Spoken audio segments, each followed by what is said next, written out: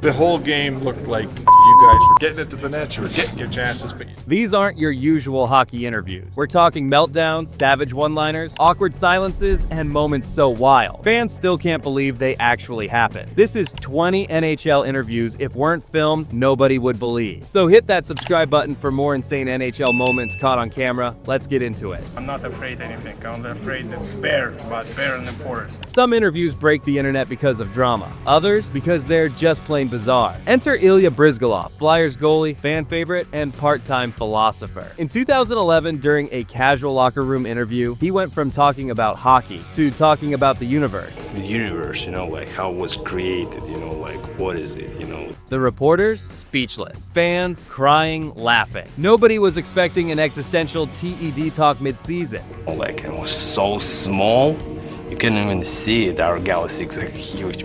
It was so weird that it became iconic. That moment was replayed on highlight reels, late night shows, and even meme compilations. This wasn't just an interview, it was a cosmic detour, and the NHL had never seen anything like it. Then we got Phil Kessel, who got hit with one of the weirdest questions ever. Are you out of shape? Kessel didn't even blink. He just smiled and said, "Is that a serious question?" It was savage. The reporter backtracked so fast it felt like he wanted to disappear. That clip still goes viral every year. And guess what? We're just getting started. 5.2 seconds is all that remained in overtime. After a crushing playoff loss in 2016, Ryan Getzlaf wasn't in the mood for sugarcoating. When a reporter asked if he was okay with how the team played, Getzlaf snapped, "Of course not. We lost." His tone was sharp. His eyes were cold. He didn't yell, but you could feel the fire in his voice. It was one of those rare moments where a captain dropped the filter completely and fans respected it. Then there's Carey Price. Hey, question for Carey.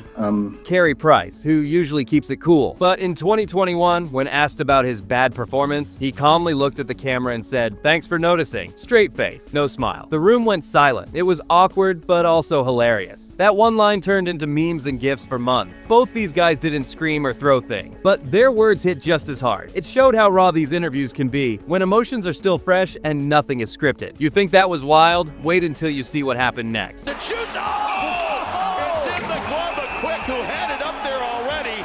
Right after a tight loss in 2013, Jonathan Quick didn't hold back. When asked about a goal that slipped past him, he fired back, "That wasn't a good goal, it was trash. That's on me." Then he stood up, ripped off the mic, and stormed off. The whole room went quiet. It wasn't just about losing. You could tell he took it personally. Fans were like, "Wow, that guy cares a lot." Then there's John Tortorella, a legend when it comes to wild interviews. In one heated exchange, a reporter asked a question he didn't like. Torts paused, stared, and said, "That's a stupid question. Next." No yelling, just cold. It was so awkward you could hear someone laugh off camera. These moments weren't scripted. They weren't for show. They were raw, real, and pure emotion right in front of the cameras. And just when you think it can't get crazier, Part 4 proves anything can happen in NHL interviews. the whole game looked like you guys were getting it to the net, you were getting your chances, but Right after a comeback game in 2022, Evander Kane opened up in a way no one expected. A reporter asked a simple question about the win, but Kane paused and instead talked about everything he'd been through off the ice. The lawsuits, the suspensions, the media hate. And then he said, "People think I'm a villain, but I'm still here. Still skating, still winning." The room was stunned. Even his teammates looked surprised. It wasn't just an interview. It was a statement. Then there's Carey Price. Yeah, it'll be day by day.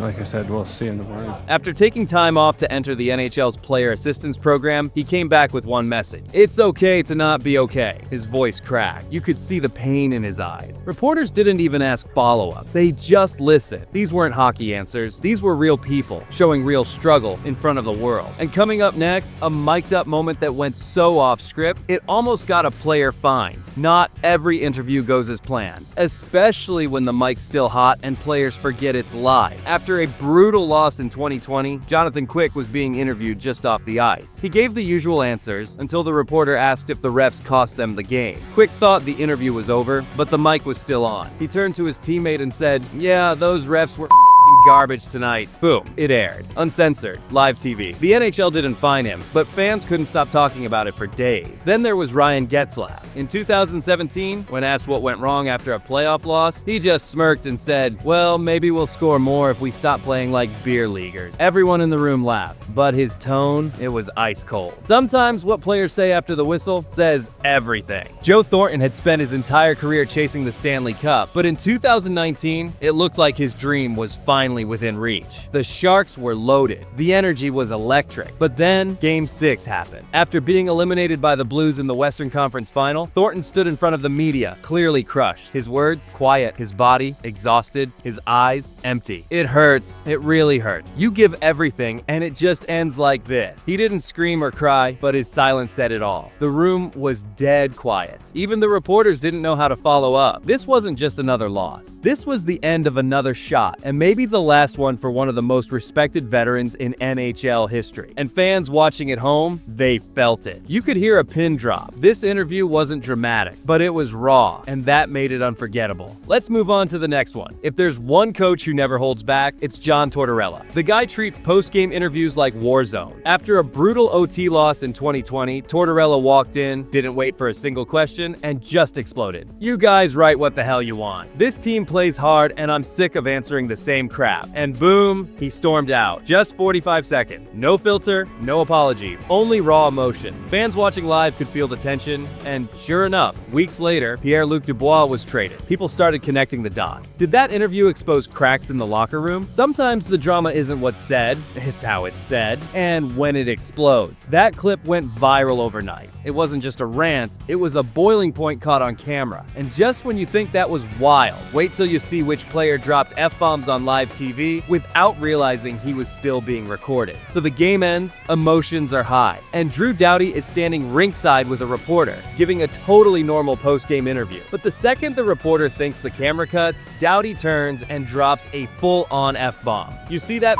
hit? That was brutal, man. And yeah, it wasn't cut. The broadcast kept rolling, and the clip hit Twitter within minutes. Fans were like, wait, did Doughty just say that on national TV? The panel in the studio tried to play it cool, but you could see them holding back laughs. And honestly, it was one of those moments that felt so real. No PR filter, no media training, just pure hockey emotion caught in the wild. Doughty later laughed it off, but it was a reminder. In the NHL, mics are always hot, and anything you say can blow up online in seconds. Coming up next, what happens when a reporter goes too far with a player and the player snaps back live on camera? Sometimes, reporters push the wrong button. And in 2015, Phil Kessel had had enough. The Leafs had just taken another brutal loss, and a reporter cornered Kessel in the locker room with a question that crossed the line. Do you think you're a problem in this locker room? Phil snaps back. You think that's a fair question? You guys write this stuff all the time, and it's not right. He called out the media right there, mid-interview. No filter. And fans were stunned. Not because he was rude, but because he was right. Even teammates like Dion Phaneuf later said the media was being unfair. Kessel's raw emotion at that moment, it showed how tough things can get behind the scenes, especially when players are treated like scapegoats.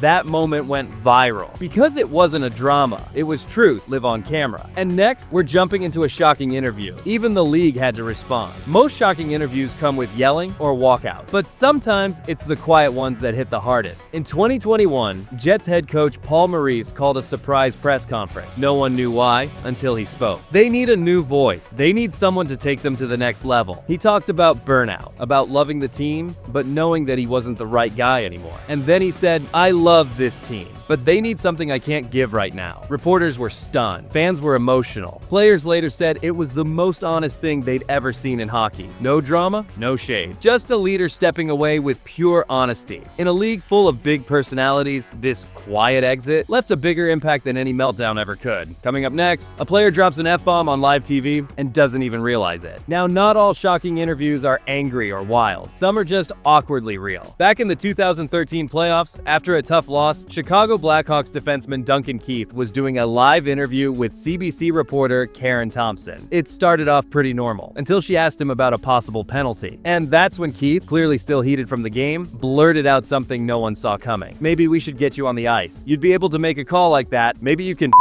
replay the game. Yep, he dropped the F-bomb live on air. You could hear the studio go dead silent. Keith quickly realized what he said, but by then, it was already out there. Fans at home were stunned, some laughed, and others called it totally disrespectful. The NHL didn't hand out a fine, but Keith faced a lot of heat from the media and fans. He later apologized publicly. Just goes to show, one slip of the tongue and your interview becomes NHL history. But if you thought that was bad, wait till you see a player go completely silent for almost a minute on live mic. So after Duncan Keith's F-bomb, you'd expect players to maybe talk less, right? Well, Carey Price took that literally. After the Canadiens lost Game 5 of the 2021 Stanley Cup Final, ending their miracle playoff run, everyone was waiting to hear from their star goalie. Carey Price finally sat down in front of the mic, and then, for what felt like a full minute, he just sat there, staring into space, holding back emotions. You could hear the press breathing. It was that quiet. When he finally spoke, he only said, "I just didn't play well enough." That's it. No excuses, no analysis, just pure honesty and pain. Fans watching live said it gave them chills. This wasn't a meltdown or a media moment. It was a broken warrior right in front of us. That interview showed us the real side of hockey. Not the stats, not the drama, but the emotion. And that's what makes these interviews unforgettable. If these moments left you speechless too, hit that subscribe button because we've got more raw, real, and rare NHL stories coming your way. This was NHL Untold. See you in the next one.